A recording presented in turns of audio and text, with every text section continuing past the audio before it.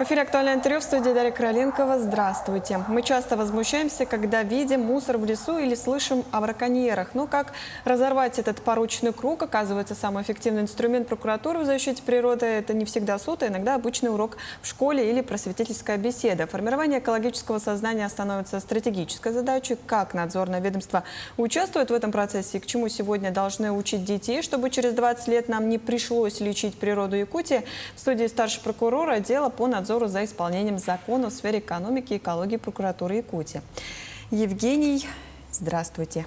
Здравствуйте, Дарья. Расскажите, пожалуйста, что составляет правовую основу вообще экологического воспитания в России и в Якутии?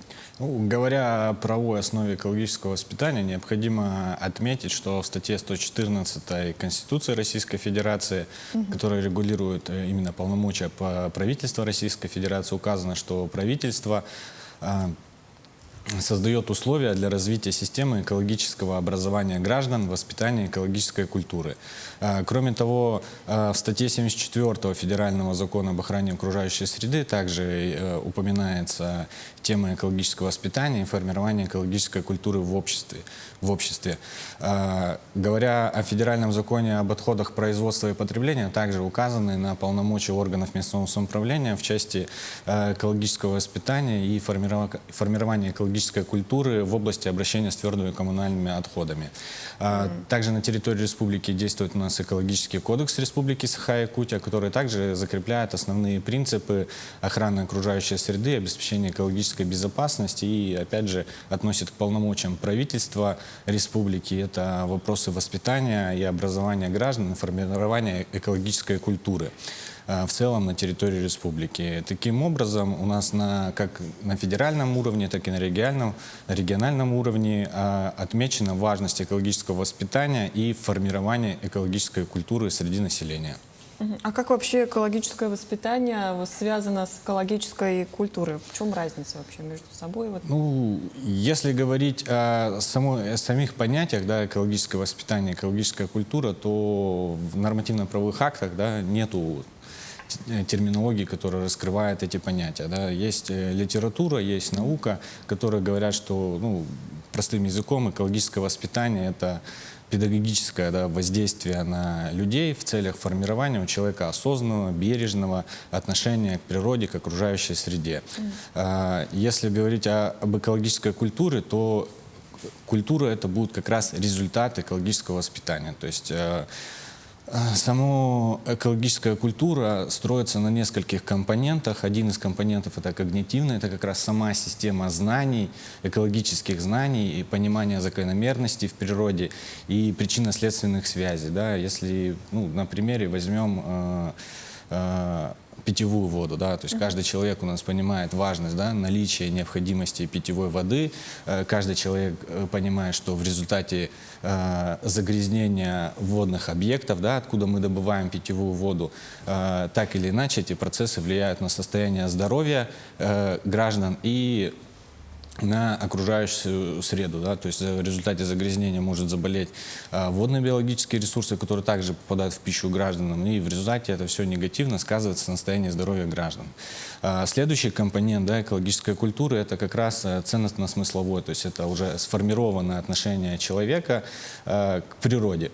На примере, если говорить, то опять же, с примером воды взять, чтобы вода была чистая, нужны очистные сооружения. То есть это как раз готовность их строить и использовать в результате хозяйственной деятельности, чтобы минимизировать негативное воздействие на водный объект. Следующий компонент экологической культуры – это деятельный, то есть это как раз практические навыки, умения,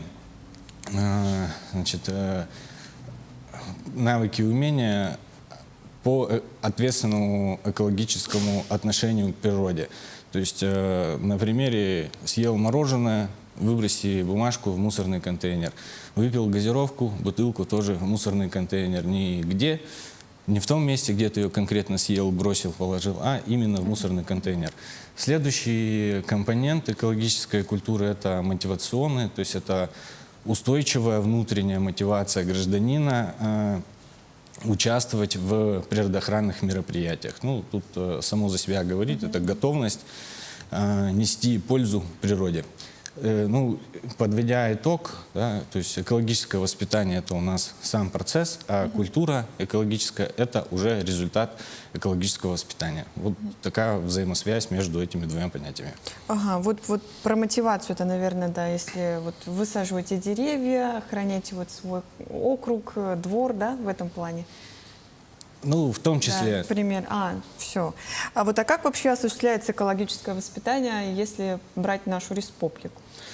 Ну, в целом в России, не только в республике, да, экологическое воспитание ориентировано в первую очередь это на детей.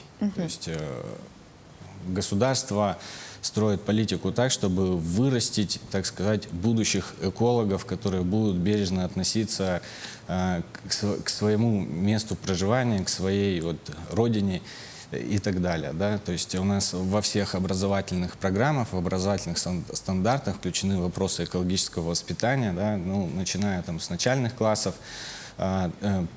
Детей уже посвящают вопросам экологии, да, на уроках по биологии, по окружающему миру, обществознанию. Там вот как раз изучаются темы природы, влияние человека на окружающую среду и взаимодействие человека с природой. То есть это вот самые начальные моменты. Помимо вот образовательных программ есть у нас, ну, в том числе на территории Якутии, это дополнительные, так скажем, занятия, либо секции. Это вот одно из примеров, это школьное лесничество. На территории Якутии как раз действует у нас 31 школьное лесничество, в которых занимается более 800 детей. Значит, раз в 2 года на территории республики проводится республиканский слет школьного лесничества, где дети, значит, ну, на практике показывают свои умения по лесовосстановлению, по правилам там, поведения в лесах, и также занимаются очисткой лесов от мусора.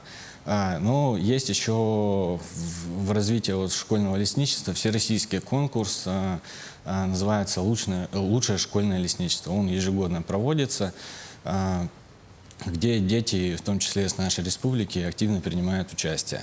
Есть еще на территории республики как раз действует конкурс «Юный инспектор охраны природы».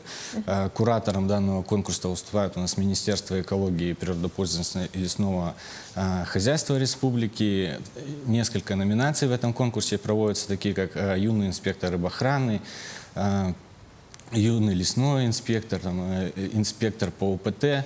Ну, на данных конкурсах как раз также оцениваются знания и навыки детей по соответствующим направлениям деятельности, природоохранной деятельности. Да. Там в комиссию входят как раз сотрудники действующие министерства.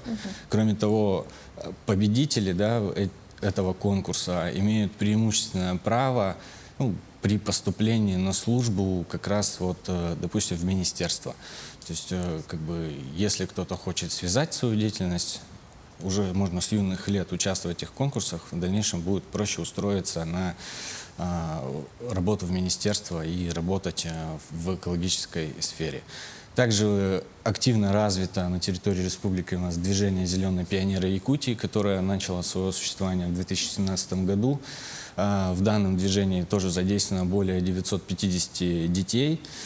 Курирует это движение также Министерство экологии республики.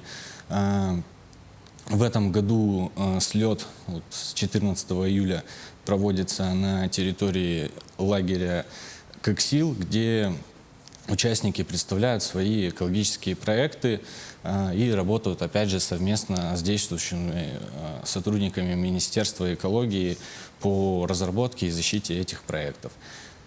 Также есть движение «Эколято».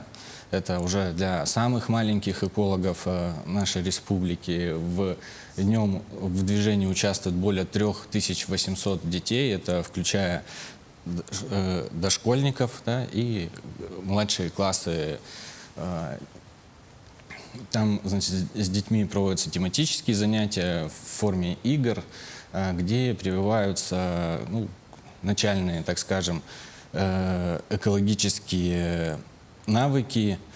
Ребята также участвуют в экологических праздниках, типа День воды, День птиц, день эколога, и участвуют как раз вот в изготовлении там кормушек для птиц, участвуют в посадке деревьев и в различных субботниках, да, которые проводятся в основном на площадках как раз детских образовательных учреждений. Также на территории республики есть проект «Зеленый колледж».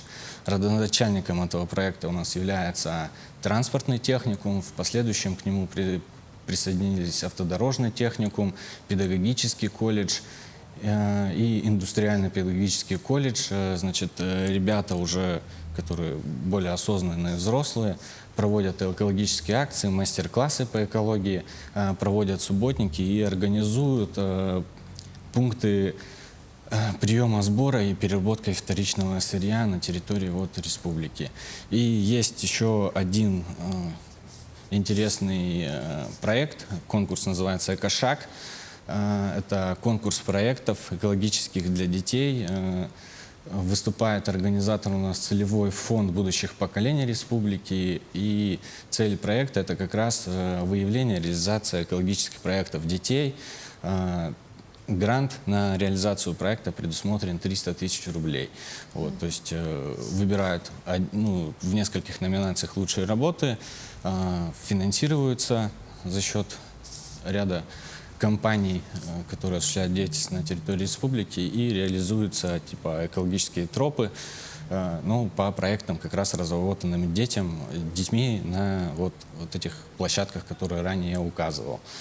Вот, в целом по реализации, да, экологического воспитания на территории республики, вот это основные площадки для развития детей, где у нас достаточно большое количество детей вовлечены в экологические процессы республики. Ну и хочется, наверное, добавить, что несмотря на все это, экологическое воспитание все же начинается с дома. Поэтому, наверное, надо базовые навыки все равно давать, и объяснения, и в целом учить детей, что плохо, что хорошо, да? Ну, вообще, как в целом, Евгений Евгеньевич, можно охарактеризовать вообще уровень, да, экологической культуры по республике? Характеризуя уровень экологической республики, предлагаю обратиться к небольшой статистике. Да? С начала 2026 года на территории республики проведено более 3500 экологических мероприятий, в которых приняло участие более 127 тысяч граждан. Да? То есть само количество проведенных мероприятий и говорит нам о том, что в целом на территории республики нам есть еще к чему стремиться в части как раз экологической культуры. Да? Можно также обратиться к статистическим данным надзорной деятельности, да, прокуратуры республики. То есть у нас за первое полугодие 2026 года выявлено в сфере надзора за охраной окружающей среды и природопользования 1118 нарушений. Принято более 1300 актов реагирования, выявлен ущерб, причиненный компонентам окружающей среды на сумму более 100 миллионов рублей. Поэтому цифры говорят сами за себя, что нам есть к чему стремиться и как еще повышать экологическую культуру на территории республики. Спасибо, Евгений Евгеньевич, что пришли к нам, рассказали действительно очень важную тему про экологию. Я напомню, это была программа «Актуальное интервью». До встречи в эфире.